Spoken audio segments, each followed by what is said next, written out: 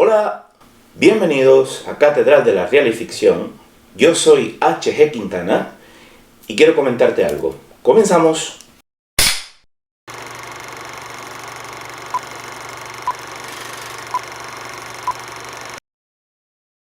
Hola y bienvenido.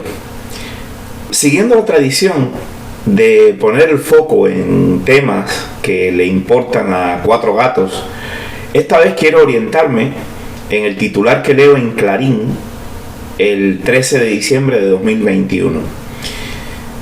El titular es: el clásico 1984 ahora tendrá una versión feminista. Claro, mi reacción al leer la noticia completa fue el título que encabeza este texto: la van a joder.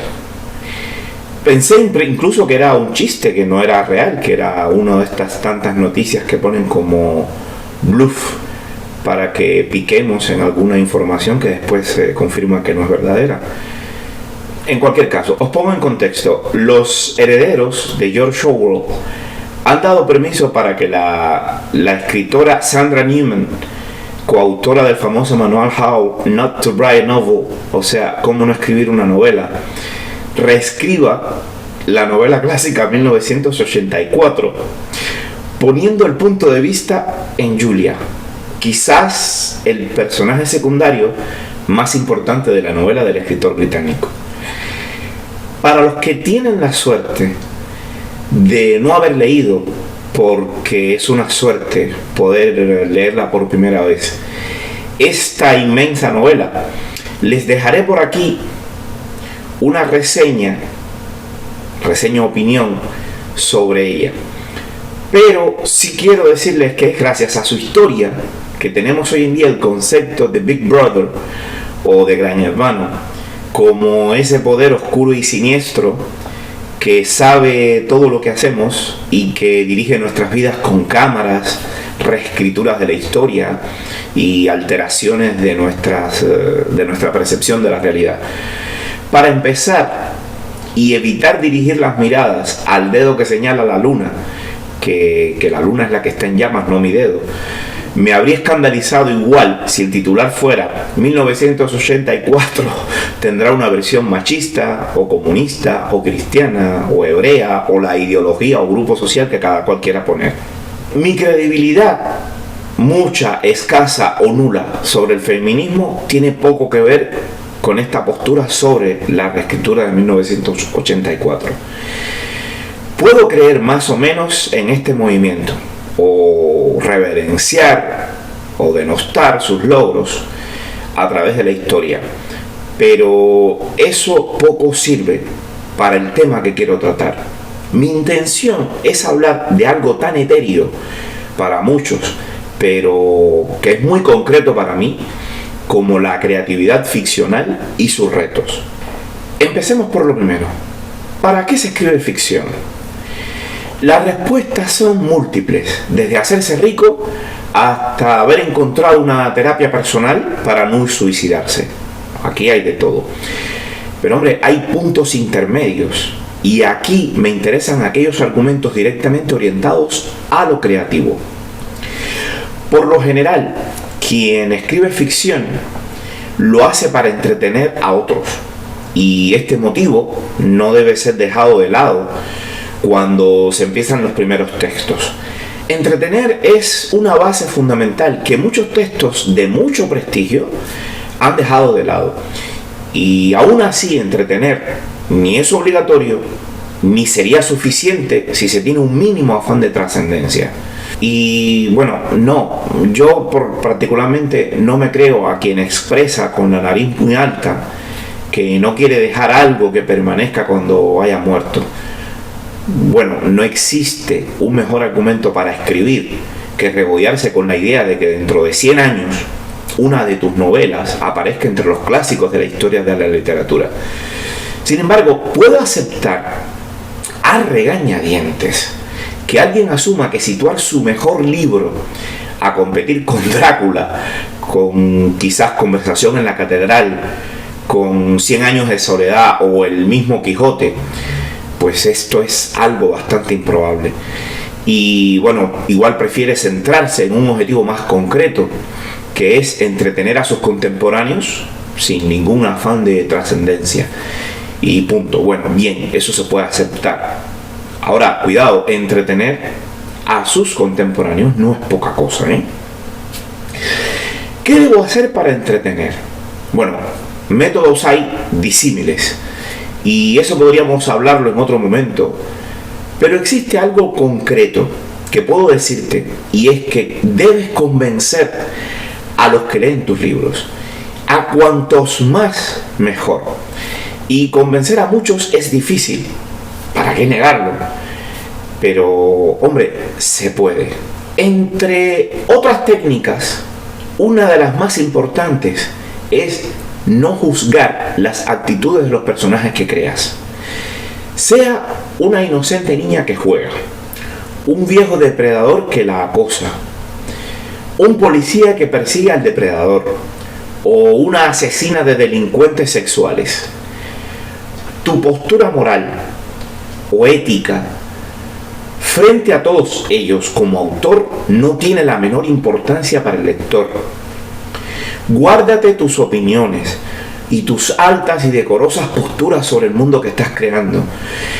Eso está bien cuando juzgas la realidad en tu casa, en el trabajo, en la mesa de una cena o cuando educas a tus hijos, pero no ayuda, o más bien lo contrario, perjudica la realidad del mundo ficticio que estás creando.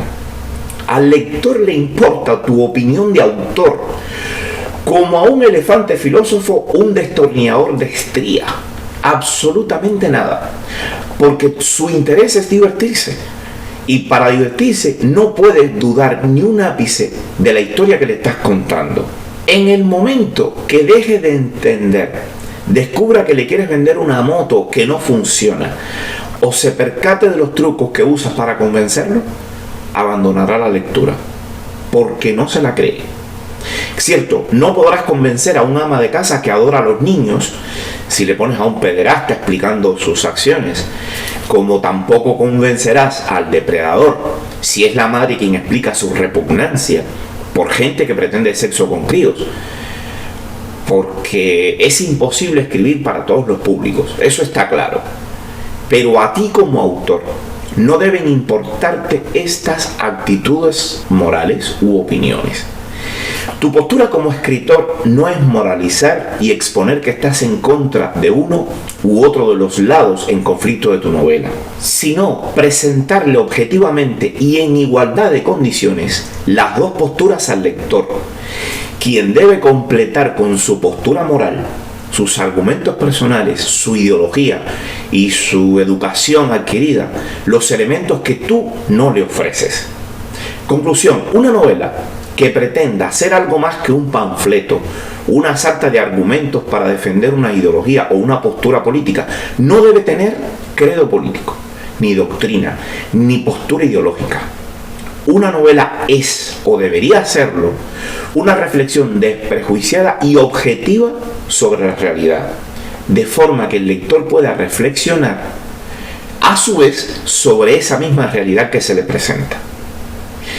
Por ello, que una novela parta de la base que será escrita como una novela feminista es un error de bulto como creador, en especial si lo que se pretende es crear una versión de una novela clásica como 1984, que posee un mundo propio, persuasivo y bastante verdadero.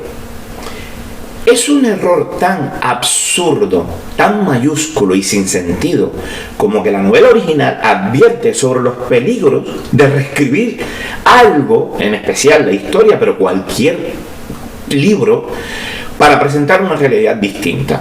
Es decir, lo que van a hacer precisamente es lo que la novela advierte y trata de explicar, reescribirla desde una postura ideológica.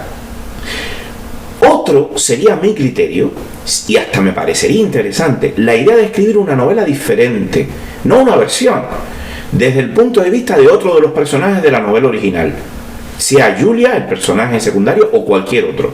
Cualquier escritor o director de cine con un mínimo de experiencia, o incluso un lector o espectador avispado, sabe que no es lo mismo contar un asesinato desde el punto de vista de la víctima, del asesino, del detective o del justiciero que persigue al criminal. Y esto es fundamental conocerlo a la hora de decidir cómo se escribe una novela o se realiza un filme de ficción. Si alguien pretende escribir una novela nueva basándose en un clásico de la literatura, usando el punto de vista de otro de los personajes, pues mira, cada cual con su locura, no le arriendo la ganancia. O lo que es lo mismo, hay al que se atreva y que se arriesgue a que le den palos. A ver, veámoslo de esta manera. Cuando un escritor experimentado, tras un tiempo de reflexión y análisis, ha decidido contar una novela desde la perspectiva de un personaje, sea narrador, el protagonista, un testigo o incluso todos ellos a la vez, y esta novela se ha convertido en un clásico de la literatura, es porque ese punto de vista quizás es el mejor posible. Ha sido la focalización adecuada para contar esa historia concreta. Ha habido casos de escritores que han abandonado proyectos o los han retomado tras muchos años de reflexión y abandono, o han reescrito una novela entera tras darse cuenta en medio de la escritura que el personaje que habían escogido no era el adecuado para contar la historia que pretendía.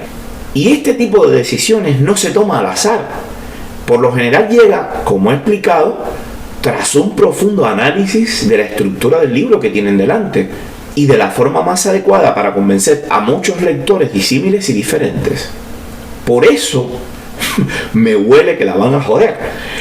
Porque reescribir una versión feminista de un clásico de la literatura es una concepción errónea desde el principio fundamental. Es una cagada de concepción, de inicio de la propia concepción inicial, de origen.